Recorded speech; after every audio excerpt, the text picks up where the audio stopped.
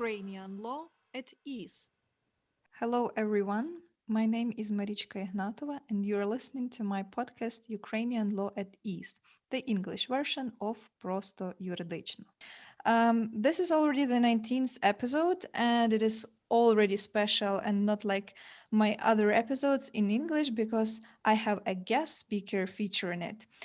In this episode, you will hear about intellectual property rights. What are they? How one can benefit from the IPR? And in the event of violation, how one can defend the IPR. All the answers I hope to get from Denys Pivniak, a Fulbright graduate holding LLM degree in intellectual property law and currently working as trademark specialist and legal assistant at Estefano Law, which is located in Miami, Florida. Traditionally, there is a tiny disclaimer. Neither this episode nor the podcast in general should be treated and perceived as legal advice or consultation. Anything you hear shall be further applied and executed on your own decision and risk. The information furnished is of educational purpose only. Should you have any requests for legal help, please contact your lawyer. Hello, Denise. Thanks for being here. So, are you ready to talk about IPR? Hello, Maria. Thank you for inviting. My pleasure being here. Yes, IP law has been my passion and the area which I've been working in for over 5 years. So I would gladly help you answering any questions you may have. And thank you again for having me here. Cool. So let's get it started. But first things first, before we start talking about intellectual property rights, I believe it's worth defining what intellectual property is, right? So would you like to share some probably definitions of intellectual property with our listeners? Yes, of course. Intellectual property is a very immense area of law, and basically it covers any kind of intangible expressions of human ideas and products of Mhm. human intellect. It encompasses four major areas, which is copyright law, trademark law, patent law, and trade secret law. Each area is very distinct and covers separate objects of intellectual property law. They have some kind of interrelation and intersection, but mostly those are separate and distinct areas. And in fact, it also depends on the country Mhm. that establishes the regulatory scheme for intellectual property. For example, regulation of IP law in Ukraine, in the United States, in the European Union, and other countries can be very different. Each country can define its own areas, its own object, and prescribe absolutely different rule, which is, for example, what maybe a trademark in Ukraine does not necessarily can Mhm. consider a trademark in the United States or in the European Union or in China or any other country. Same with patents and same with trade secrets. Mhm. Um, so would you like me to go into like any specific area or any other like general questions before we move on? Well, I just would like to know that I did some research myself, even though I'm not even close such expert in IP law as you are. And I really like the definition the World Intellectual Property Organization provides for the intellectual property. It said that intellectual property refers to creations of the mind. I really like this expression, and I believe that this is the best description of intellectual property, well, in my humble opinion. And such creations of the mind can be inventions, literally and artistic works, designs, symbols, names, images, which can be used in commerce. And I believe that. Accordingly, anything that a human being can create with its intellectual activity, it defines what intellectual property rights can be actually addressed and assigned to such person. So, what are those intellectual property rights that the owner, the creator, can gain? Yes, so WIPO, which is World Intellectual Property Organization, That definition is one of the most common. It Mhm. does not necessarily reflect the understanding of each specific country. It has a more generalized effect to kind of Mhm. summarize of what international community deems is intellectual property. But yes, that's pretty much correct. And it kind of reflects the American version, which is the intangible expression of human ideas and products of human intellect, which is basically what we can create with our mind. Mhm. And why is it important to protect is because um, not only to foster and spread um, and encourage creativity of the people, but also to protect commercial part of it, because Mhm. most of the IP objects are used in commerce, in businesses, and especially we can see that in trademark and patent law when objects can be commercialized and have a lot of value in something we cannot touch, but we or feel, Mhm. but definitely something that adds the huge chunk and portion of the commercial value to the business of the company. But before we go there, you mentioned that WIPO in basically contained as part of its definition literally works, inventions, Mhm. signs, symbols, and all that, which is correct. This is basically a more generalized version of all IP objects, and all of them can be categorized depending on what one of those four areas of IP law they fall in. For Mhm. example, patent law protects inventions. That's always something tangible, with certain exceptions. For So example, I'm sorry to interrupt. Tangible is something that you can touch, right? That correct. yes, just so our audience can understand what tangible is. So this is something you can take, you can squeeze, you can touch, you can hold, and so on. Okay. Yeah. Sorry. Correct. So even though patent itself is intangible, something you cannot Mhm. touch other than the, I guess, certificate, which is printed on a piece of paper. Yeah. Right. Yeah, but the underlying object that the patent covers, the invention, is tangible, and it has to be tangible with certain exceptions. Basically, by inventions, we mean something that either in engineering, mechanical, biological, medical spheres, and so on and forth. It can be anything. It can be a mechanism, it can be a chemical compound, it can be Mhm. a drug that used in medicine, it can be any kind of equipment, and so on and forth. Uh, not patentable subject matter, which are inventions, is usually tangible, but there are some certain exceptions. For example, in the United States, you can also obtain a patent on software, which is intangible. Mhm. Um, Mhm. Basically, software or source code is just a string of written material that usually you cannot touch or feel because it's Mhm. not an invention in the in the traditional Mhm. Of sense. course. Mhm. But if in the United States allows obtaining patent on software if it somehow affects hardware.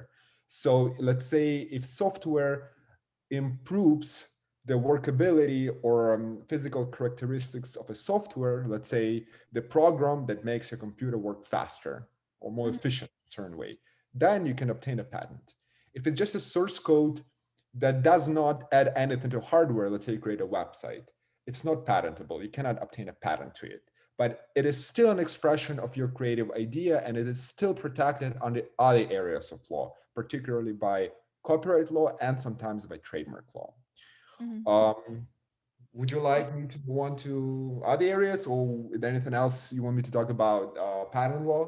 I just wanted to add about some other specifics I know of intellectual property protection in the United States, but it's more relatable to the trademark. For example, when you're applying for a trademark registration, please correct me if I'm wrong, you shall provide the proof of using a certain product or uh, doing some activity which is related to this trademark you're applying or which this trademark you expect will defend and cover the activity you're doing, you have to provide the expert, well, the agent, while filing for registration, that you did something related to the trademark you are filing and applying for. Well, for example, in Ukraine, you don't have to provide any proofs. You can just apply for registration of the trademark you want to own, and basically that's it. Of course, there is a specific set of documents you have to provide. Ukrpatent, the Ukrainian service for intellectual property rights protection, but in the United States, you do have to provide some proofs. If is that correct, and why is it such a specific for that? You're absolutely correct. And in fact, the requirement of use in commerce is a Mm-hmm, distinct feature of the United States trademark law, which basically mm-hmm, is non-existent anywhere else. There is no mm-hmm, use requirement in Ukraine, in European Union, in China, in many other countries. Actually, in fact, I'm not aware of any other countries that, other than the United States, that requires mm-hmm, use-based application. I don't even think that other common law-based countries, like such as United Kingdom or Canada, require use. I think they may have required in the past, and then they departed. And I think the United States remains the last country that requires to do so. But before I explain the use requirement, let me go back a little bit and tell you that what trademark law is. So mm-hmm, trademark law, like I said, is one of the four big areas of intellectual property law. It protects the consumers, mm-hmm, not as mm-hmm, much the creators of trademarkable subject matter, but the consumers. What is a trademark? It is a symbol, a logo, a word expression that is used in commerce as attached to a certain good that is sold or used in any kind of channels of commerce. So basically, there is a commerce requirement. This is something that's used in business. For example, mm-hmm, something that you attach to goods or services that are sold or used in commerce. The main policy of US trademark law is to protect the consumers from either false advertisement or false likelihood of confusion or false identification of source of the product, mm-hmm, and other concerns. And on the other side, on the other hand, it also serves to protect basically the creation of the ideas, and the expression of the ideas as used to attach to products and services. For example, Apple computer, word Apple and the image of Apple with a bite on it is a trademark mm-hmm. as used for the computers. But on the Um, other hand, is it okay to register something like a common world as Apple? Of course, it can go in conjunction with the Apple, where is a small byte on it, right? So it makes it distinguishable. But if, for example, you just try to register for Apple, which is used in common language, is it allowed, or are there any kind of exceptions, like in the Apple trademark? it's not allowed in the United States, because there is a difference between Mm-hmm. regular trademarks and famous trademarks. Uh-huh. Famous trademarks are trademarks that gain certain significance in the market, that have been in Mm-hmm. the market for a long period of time, has a lot of investment, that the consumers can identify this specific trademark with this specific good. For example, everybody knows what Apple is, Of correct? course. Mm-hmm. So that's why it's considered a famous trademark.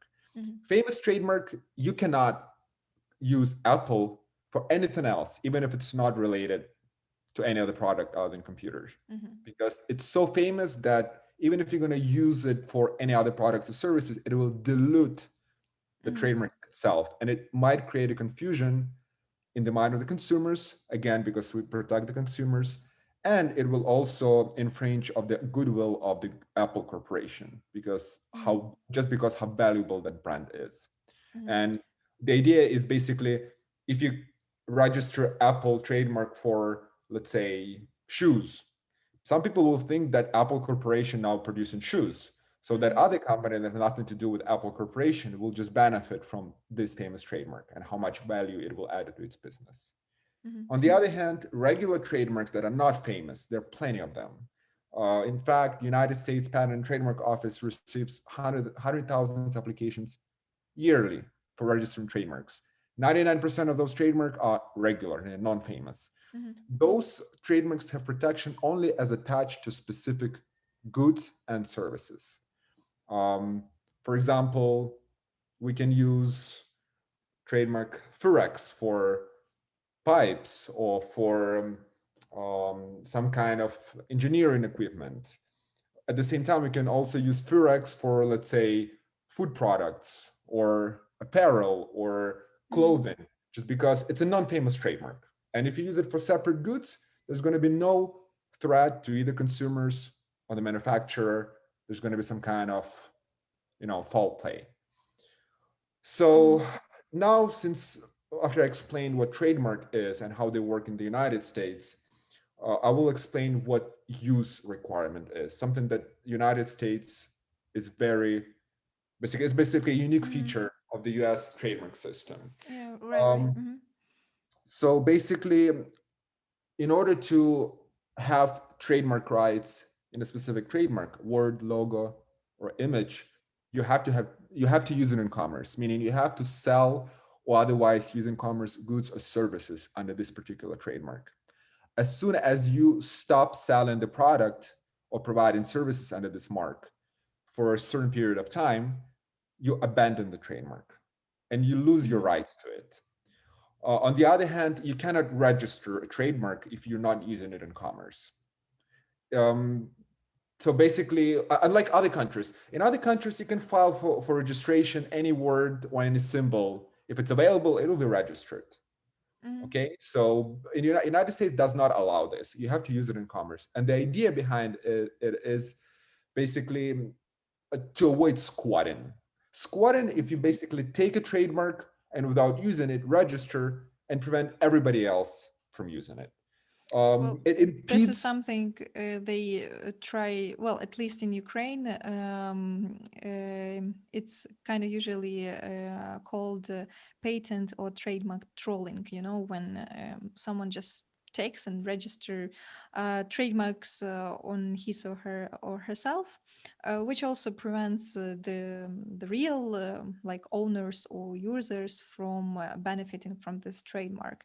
Well, yeah, so basically in Ukraine, the rule of use does not apply.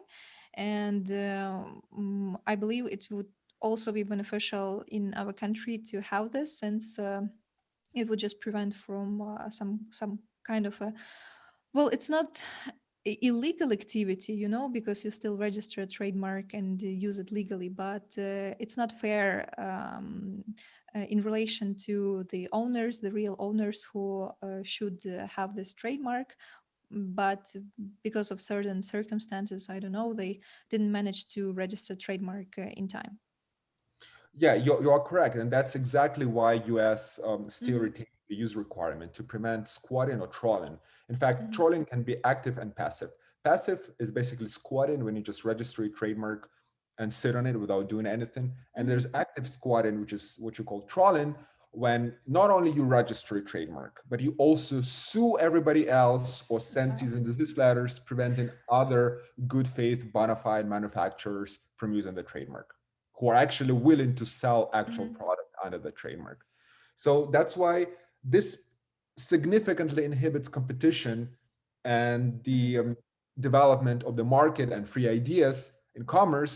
And because competition is so vital, so important in a modern capitalistic society like the United States, that's exactly why there's a policy of basically using your trademark in commerce. And if not, then you have to surrender it and let other people use it.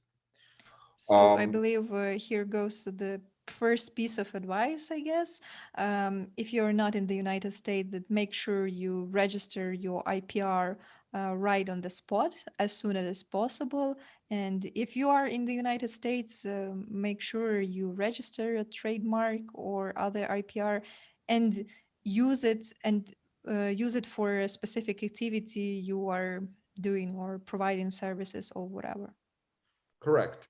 And in fact, even if you're not using in commerce yet, but you want to register your trademark, United States Patent and Trademark Office allows that opportunity, which is called intent to use application. You can file an application if you Mhm. actually have bona fide intent to use it in commerce. But for some reason, you haven't started selling the product or providing services. For example, if you're still at the manufacturing stage or still developing your business or Mhm. looking for investments.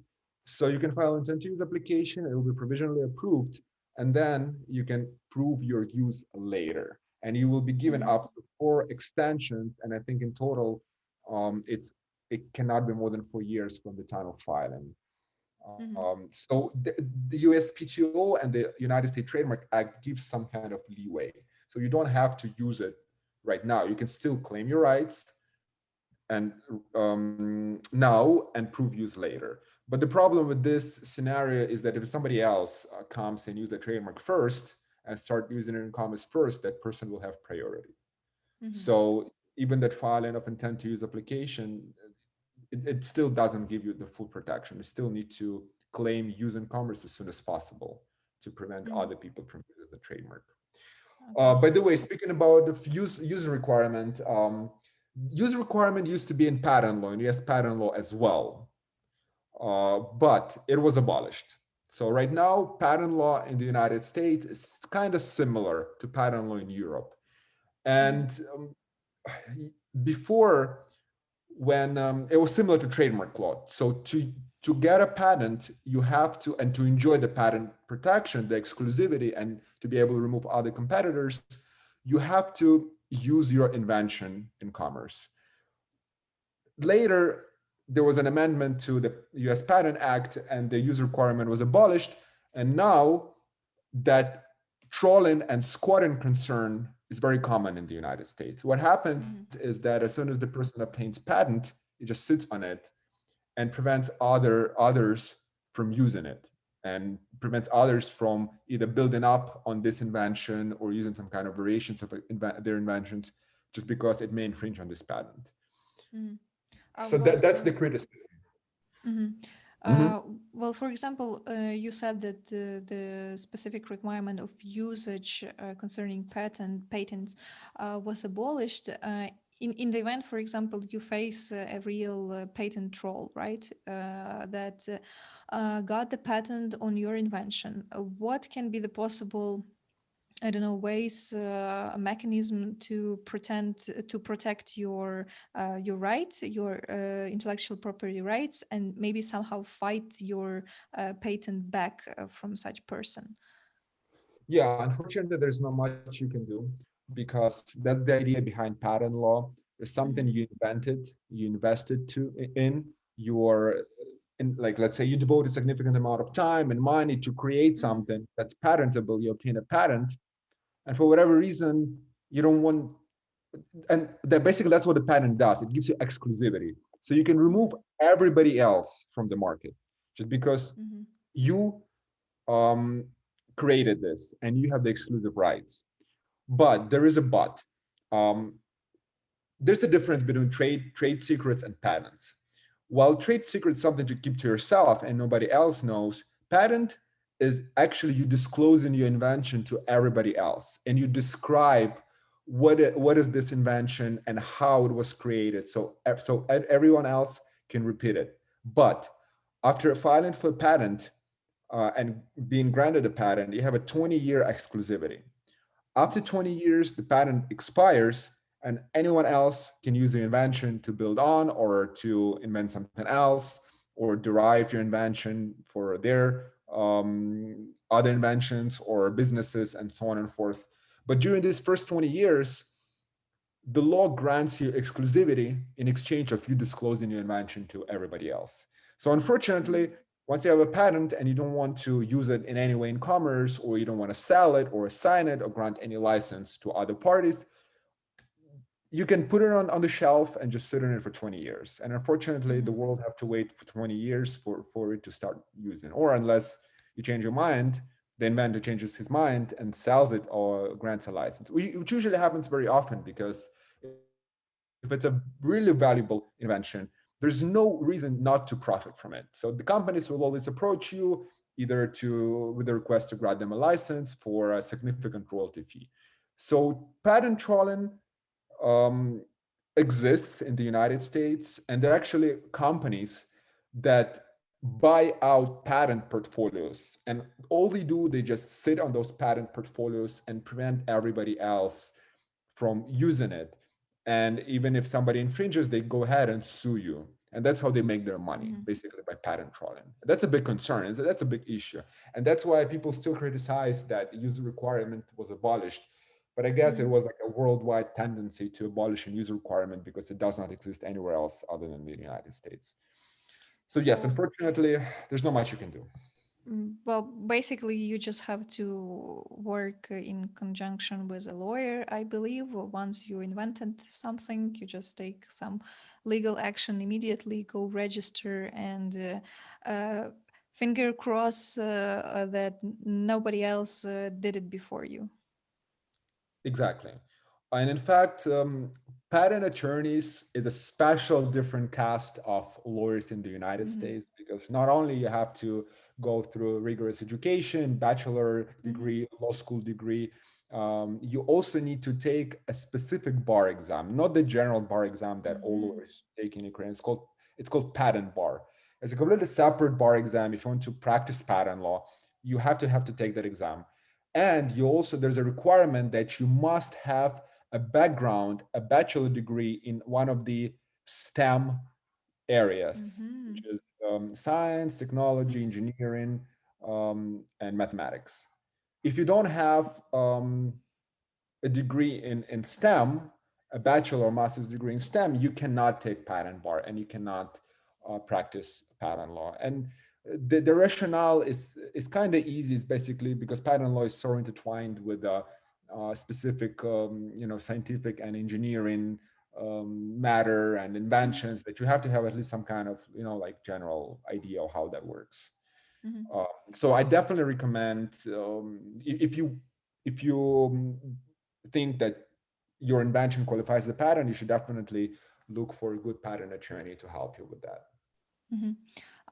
Okay, I also have a question about another, I believe, a great group of IPR objects, which is copyright. What is actually copyright and how it can be defined, and what is more important, how it can be defended? Well, probably both in the United States and in Ukraine or in Europe, probably. Yes, so copyright protects physical, tangible expression of ideas. It Hmm. doesn't have to be in commercial or non-commercial way. It is irrelevant. It doesn't have to be used with products or services. We're not concerned here about the protecting consumers. That's why it's separate from trademark law. It only protects your tangible expression of idea. It can be either literally something you write, like a novel or a book, an article. It can be musical work. It can be lyrics to the music. It can be music itself. It can be sculpture. It can be architectural work, some kind of drawings or blueprints of a facade of the building. So something that you create and in your mind and express tangibly. Um, Copyright law does not, however, protect ideas themselves. It has to be an expression of idea. Hmm. There's something you just come up with some idea, like I want to create this, or I want to write this. That's not going to work. So you have to actually create something, because idea by itself does not have any substance in it, and ideas are usually very general. For example, idea to write a science fiction or action movie about a spy who goes all over the world and fights everybody has no protection in itself because that idea can be expressed in so many different ways. It can be James Bond movie. It can be something else. It can be Mission Impossible movie. Those movies are physical, like tangible expression of the idea of a spy traveling around the world, and those expressed ideas are protectable, but not idea in itself. And that's very important because this is something that courts in the United States take into consideration and see how creative your work is, even though there's only minimum requirement of creativity to get copyright protection. if that creativity is basically non-existent, when all you do is just restate a general idea, then you won't have any copyright protection. Mhm. Um, and Are there are only there actually any two. Yes. sorry, are there any I don't know criteria how courts define the level of creativity in the No, United there's States? yeah, there's in fact only two requirements: is a minimum degree of creativity, and it has to be created independently. Hmm. It is a minimum degree of creativity, and courts emphasize on this, meaning that you don't have to create anything like out of this world. It can be a simple article, but as long as it's written independently from anybody else and written by you, Hmm. it does satisfy the creativity requirement. Um, Basically, even if you just restate a general idea on paper without, like, let's say you write a paragraph about a spy that travels around the world without like this, without like writing anything else, like without writing any names or any plot twists or scenarios, then you will likely have very little protection. Maybe the only protection you will have in that scenario is if somebody else writes exactly what you wrote. But if Hmm. somebody else writes something different, just because the idea is so generic, you will have very little protection. Probably the only protection you're going to have is against identical copying. And the other requirement, independent creation, is basically you have to create it independently, which means if somebody else comes with the very similar work to yours, but can prove that it was created independently, then there's going to be no copyright violation. Let's Um, say, yeah, mhm, two people, different parts of the world, no communication between one another. You know, there's no way they could have found out about the work of mhm, another. They just come up with this with a similar idea, the two different expressions of the same idea. Even if, let's say, names of the characters are the same, this plot is the storyline is very similar. There's going to be likely no copyright violation if they were created independently. It just brought me to this thought that I know there is one more interesting concept concerning the creation of the object that can be defined as intellectual property is the work made for hire. I know this is something. Spread among the United States, especially in California. Could you please tell a little bit more about this concept and how it can be defined? Yes, so work for hire, this is something commonly used in the United States. It actually applies equally in copyright law and patent law. Hmm. Basically, if you work for someone as an employee, not an independent contractor, but an employee, Hmm. or if you have an agreement with someone else that expressly states that this is a work for hire, then everything you create will belong either to your employer Hmm. or that other party with whom you have an agreement for work for hire. Hmm. This means that as soon as you create something like write a novel or in terms of copyright law or create an invention in terms of patent law, if it's done in terms of an within the scope of your employment, you will have no rights to it. All the rights will go to your employer, meaning that your employer will Hmm. have that exclusive right in patent or in the object of the copyright. Hmm. Well, That's in Ukraine, significant. Mhm. yeah, Yeah, I'm sorry. Go ahead. actually, in Ukraine, thanks. In Ukraine, there is something similar since, well, yeah, as long as you're employed for a specific employer, you are providing, you're doing some job, and it's connected with the creating some things.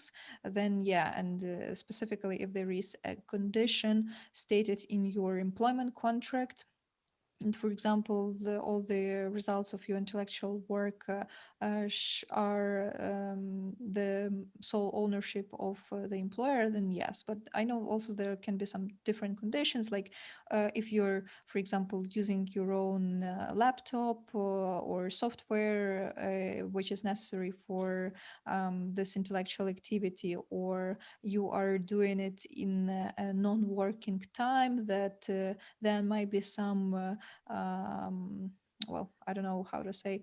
Well, there might be some other regulations, and not necessarily the results of such work can be recognized as the employers.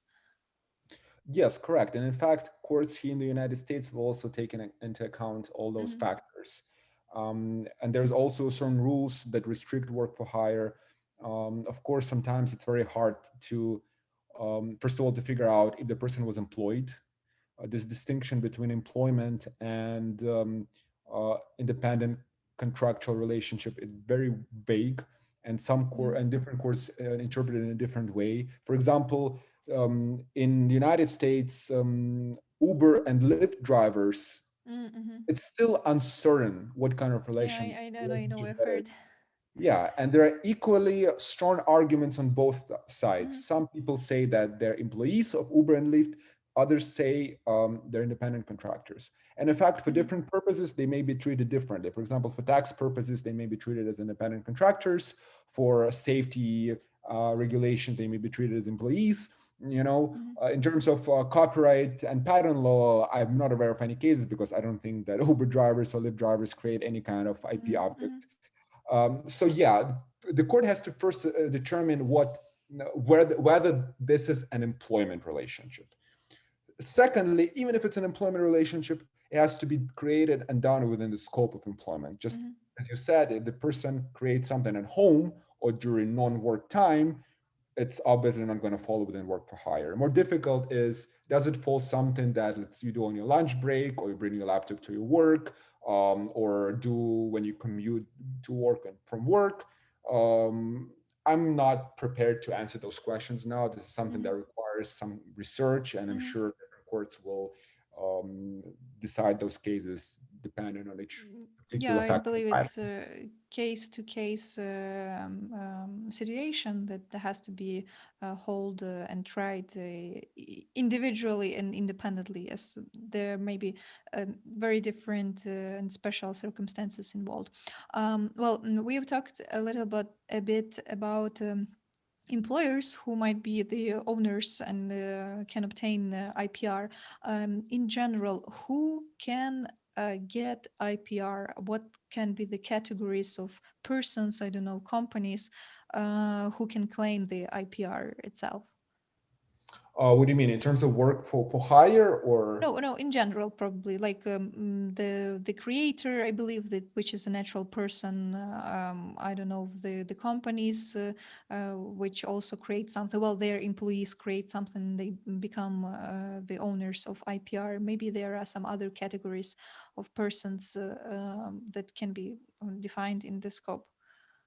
Yeah, so the author, in Mhm, terms of copyright and patents, can be only usually an individual, because company by itself cannot um, create mhm, that expression or invent something. So usually the author or the inventor is an individual, but it does not mean that companies cannot own those objects. Like I said, most of the patents, most of the inventions are created not at home or in the garage, like many people think, but mhm, in fact in big companies and corporations.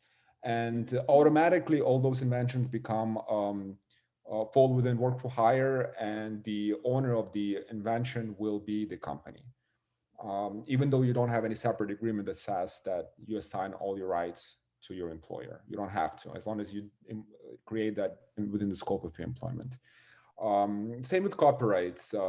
It's hard to imagine a company to create in something, but again, if it falls within work for hire, or we have an agreement to create something for somebody, mhm, that person, the beneficiary, will be the owner. And that's very often because many people, that's what they do for their living. They create something for money. Basically, they They write articles for newspapers of a magazines like for New York Mhm. Times or for other like like Washington Post, or they create sculptures that they sell, or they create music and music lyrics or recordings that they sell to recording companies. So that's how they make their money, even though there's no employment relationship. Mhm. In trademark law, companies can be direct creators because there's no creativity requirement at all. To create a trademark, you don't need to satisfy either creativity requirement from copyright law or non-obviousness and novelty requirement from patent law. All you need to do is just come up with a word that is distinctive um, in terms of that particular good or services, and does not infringe on any other trademark, and obviously used in commerce as well. So that's why you don't need any, the company can be itself the owner of a object of the Mhm. trademark law.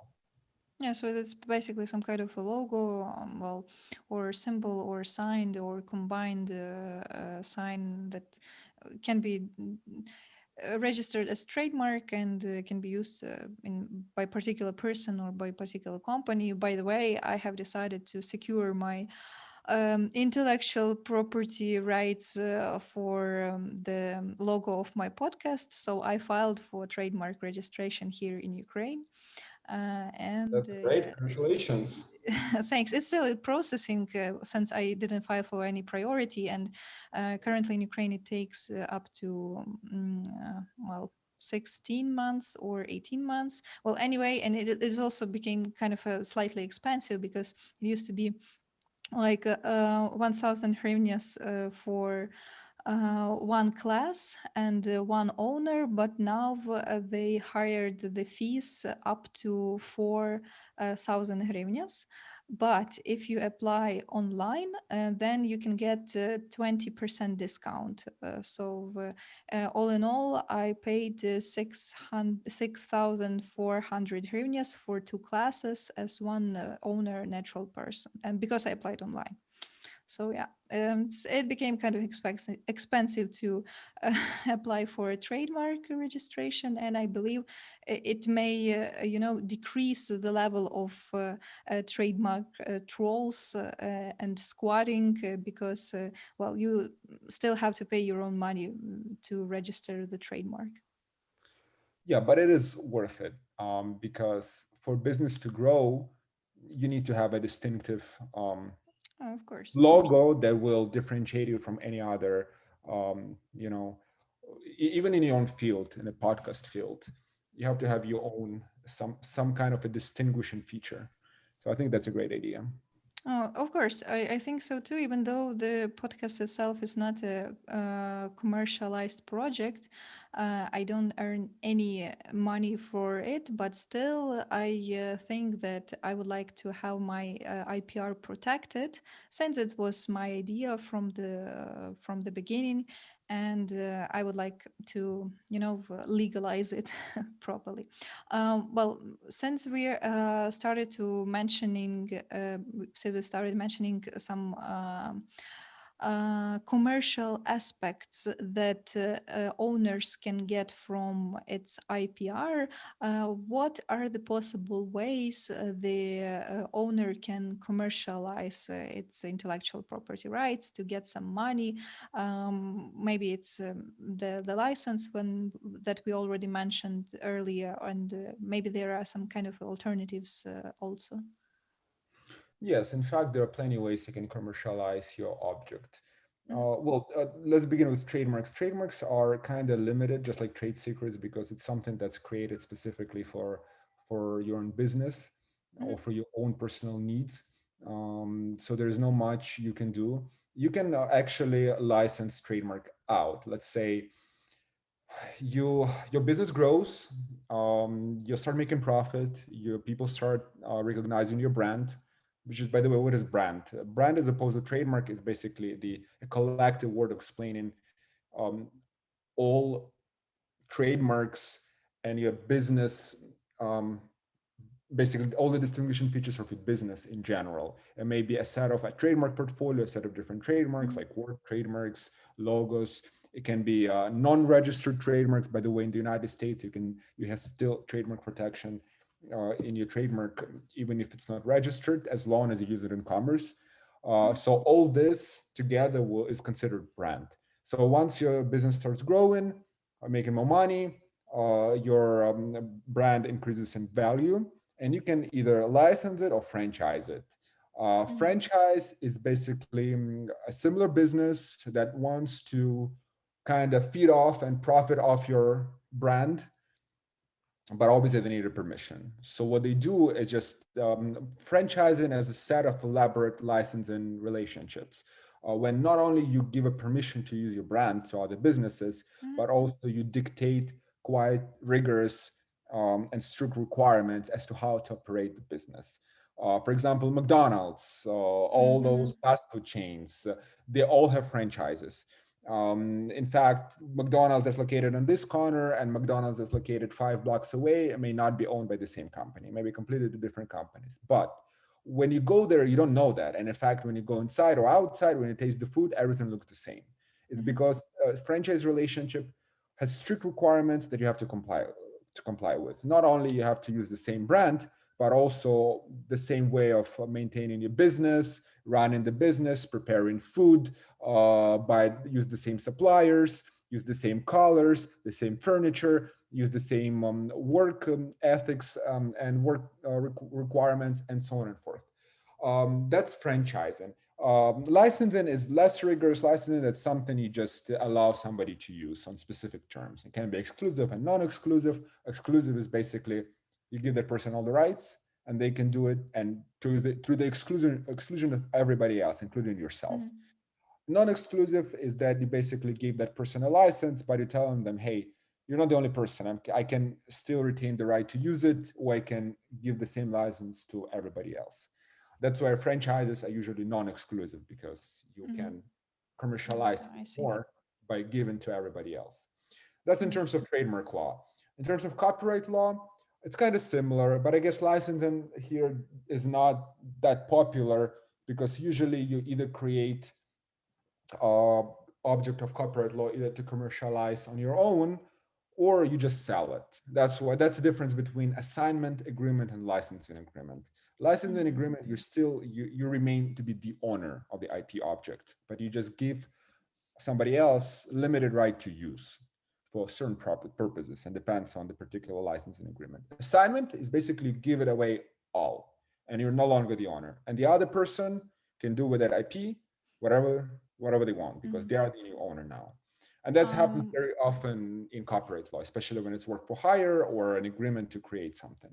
So when you're assigning the APR, does it also mean that you're waiving all your authorship rights and you cannot be claimed an author concerning this IPR?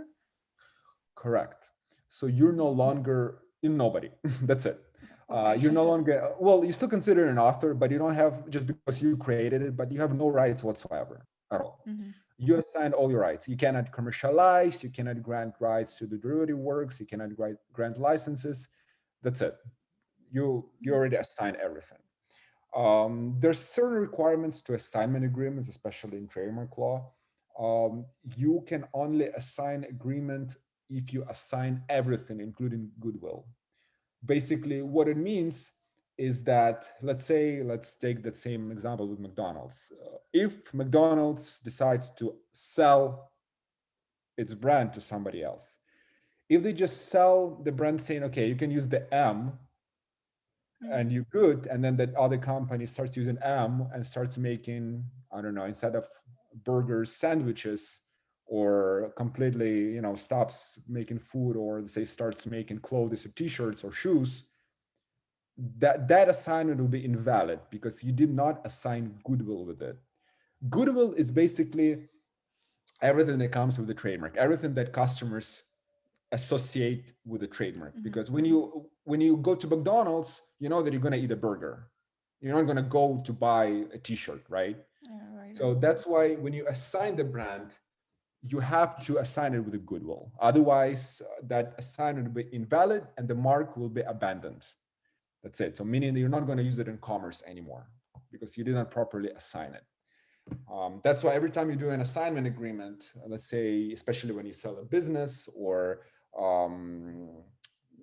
change some kind of ownership structure, like sell assets, you have to consult an attorney, especially if you have intellectual property involved. It may not be as relevant to Ukraine because there's no user requirement. That's something very important to consider if you're in the United States. Mhm.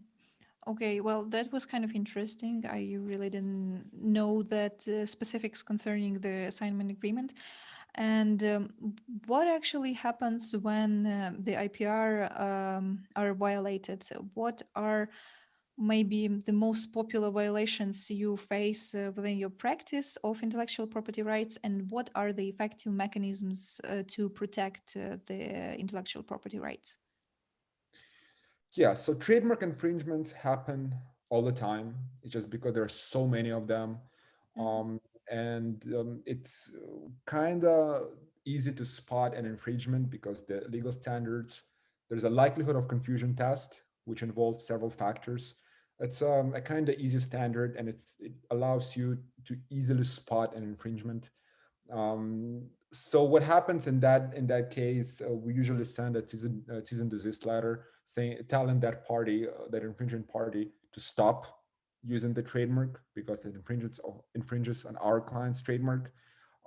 Usually, those cease and desist letter are honored because those third parties, usually they start infringing even without knowing that they're infringing. Mhm. Sometimes people ignore.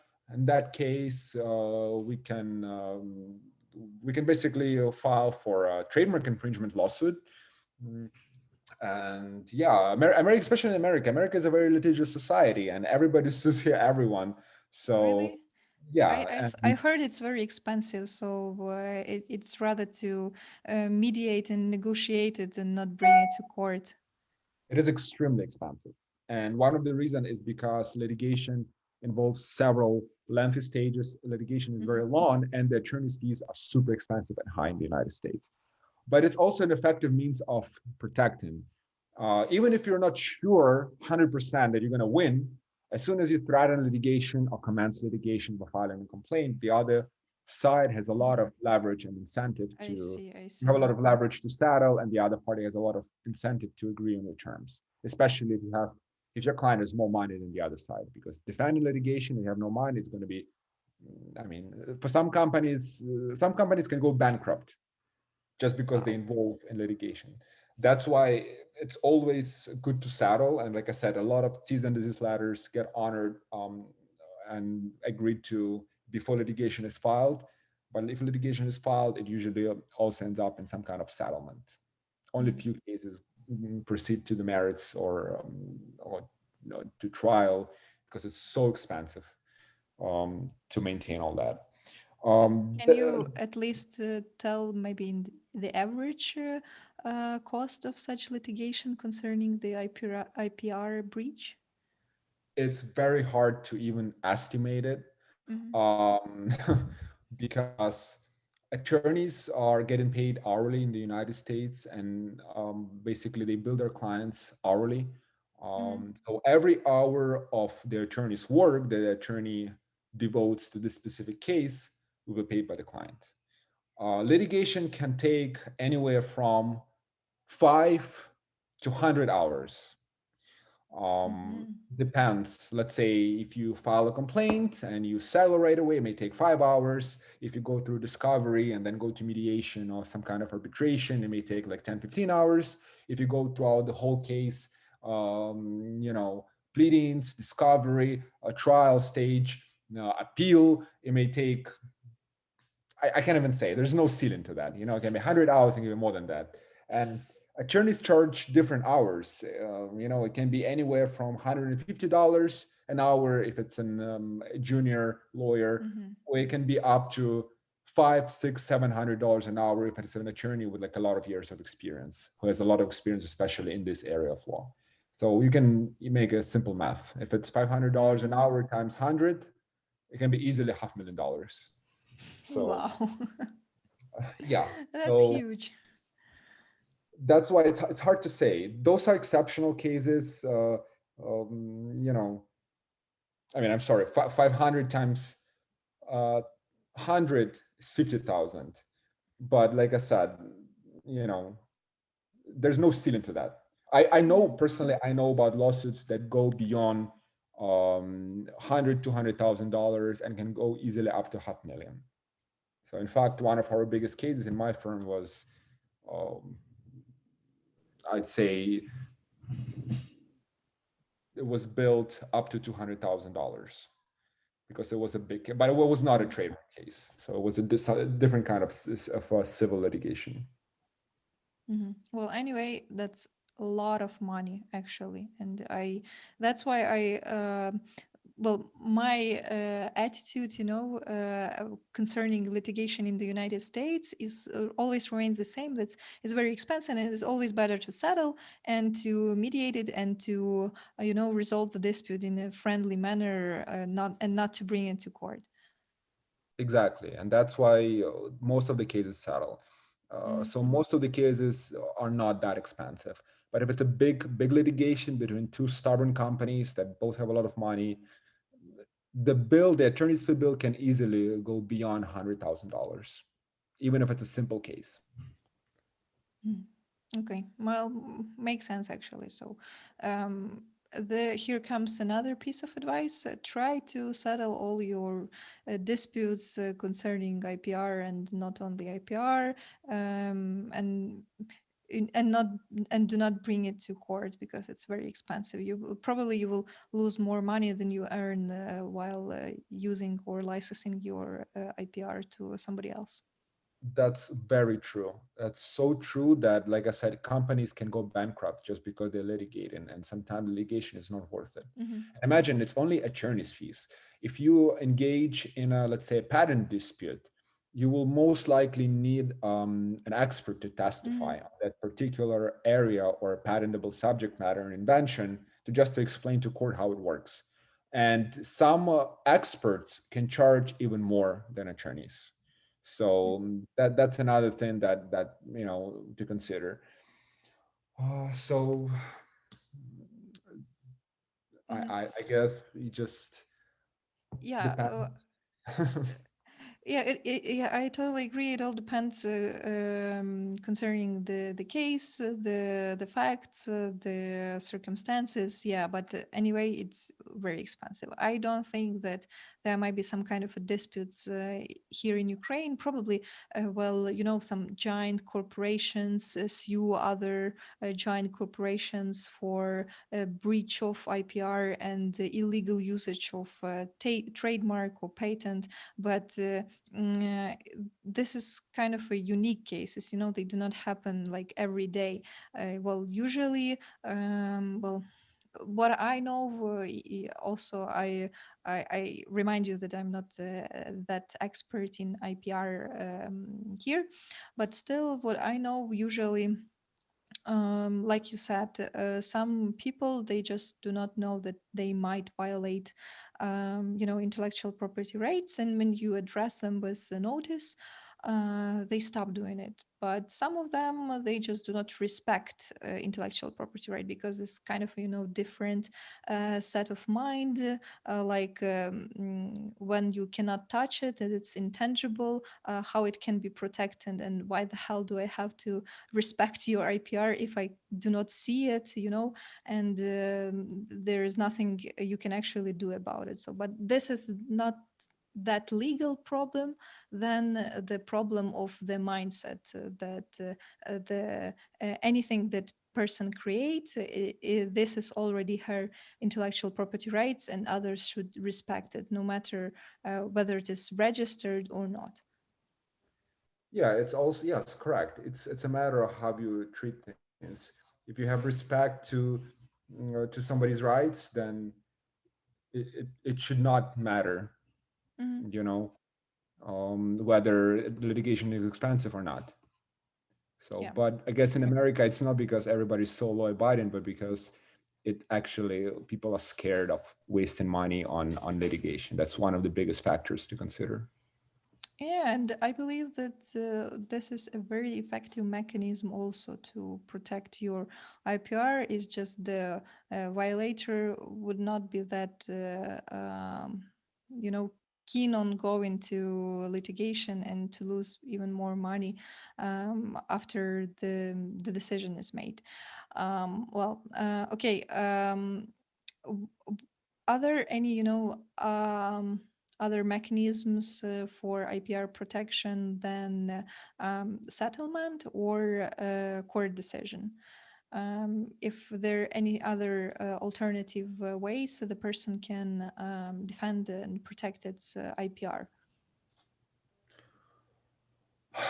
Um, I'd say, yeah, the settlement and negotiation and arbitration and litigation, those are the four biggest ways. Mediation is very popular. Mm-hmm. Arbitration becomes increasingly popular, but lately I wouldn't say that arbitration is less expensive than litigation. Some people, it's still, some people think that arbitration is cheaper than litigation, but I'm from what I've been seeing, I'm not convinced in that anymore. Arbitration can sometimes be even more expensive because not only you have to pay hourly rate to your Mm-hmm. attorney or expert, but also to the arbitrator, because sometimes arbitrators charge a lot. Mm-hmm. Um, so I would say negotiation is the best way. Um, if even if you can't prevent that person from infringing, sometimes it's worth to work out some kind of concurrent use agreement that would allow both of you to enjoy the trademark, Mm-hmm. unless obviously it's something completely unacceptable to your client. Because sometimes it's just not worth litigating because the damage from that infringement may be completely insignificant, especially if the person, in terms of trademarks, if the person has a little shop on the other side of the country, it's very Mm-hmm. hard to imagine how much damage you can suffer. But just to remove that person as from market is just going to be, it's not worth it. Mm-hmm. But other than those four ways, negotiation, arbitration, mediation, and litigation, there's really not much. Just make sure you keep using your trademark in commerce. Don't be a troll. Don't be especially a patent troll if you have a patent, Yeah. because it just doesn't make sense. At least like sell it or license it, because why would you want to invest so much time and effort in inventing something and just not Mm-hmm. let the society enjoy it and benefit from it? Um, and again, and in terms of copyright law, be careful with that work for hire thing. Um, just be aware that if you were doing it in the scope of your employment, you're not going to be able to claim it afterwards because that's simply not going to be yours, but your employer's. And in the event you feel you need any help, there's always a professional legal counsel you always may refer to, and Denys in the United States is one of them. So, should you need any legal assistance, you can refer to him. I would like to thank you so much for this very interesting, fruitful conversation. I believe that our audience managed to learn something new about intellectual property rights in the United States, and also how it is compared to Ukrainian legal system and requirements. Thank you again, and I would like to remind to our listeners that they may listen to this episode and other episodes on 5 different platforms, which are SoundCloud, Apple Podcasts, Google Podcasts, Castbox, and Spotify. Also, do not forget to subscribe, to like and share this episode, and not only to your friends, relatives, and anyone you think might benefit from this podcast. Thank you, Denys. Thank you, Maria. It was my pleasure. And I will hear, and you will hear, our dear audience, me and other guest speakers in further episodes. So, goodbye and take care. Goodbye.